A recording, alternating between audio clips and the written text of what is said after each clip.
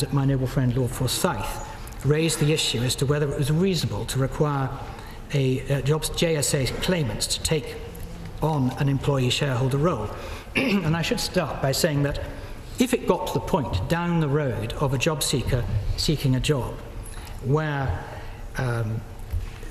benefits might be lost, it would be because they had got to the point where they were defined as a mandated job seeker. So it would be very unlikely and unusual, I think, and we think, for an individual to get to this point where they were mandated, they were then offered a job seeker, an employee shareholder job, and then they turned it down. There may be one or two, but it is very, very unlikely. But overall, the main point I want to make is that the employee shareholder role, as a new role, is being treated in the same way when it comes to job seekers' allowances as employee and worker. And we believe it is just as important to move job seekers into work as quickly as important at whatever level they are looking at. I apologise to the Minister for intervening, and I thank him for giving way. The guidance notes that we saw were quite explicit that the prospective employee shareholder applicant should be treated exactly the same as any other applicant, with the one exception of their financial resources being such that they couldn't pay the tax bill right at the start. If that is the case, then I think the argument made by Lord Panic and myself and others was that, firstly, this is penalising those who are concerned about losing their rights.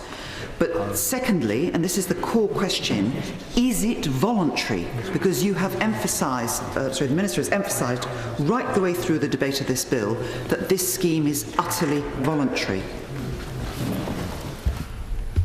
It is indeed voluntary, but I would like to clarify that when it comes to a job seeker seeking a job, they are treated in exactly the same way as the other statuses.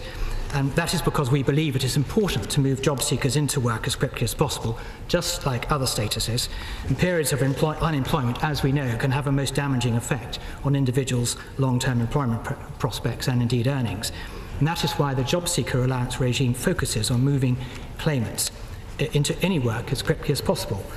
And this remains the case for the employee shareholder, should it be the case that they are mandated and they get to the point where they are offered this particular position. We think it's right that they should not be treated any differently in this particular respect.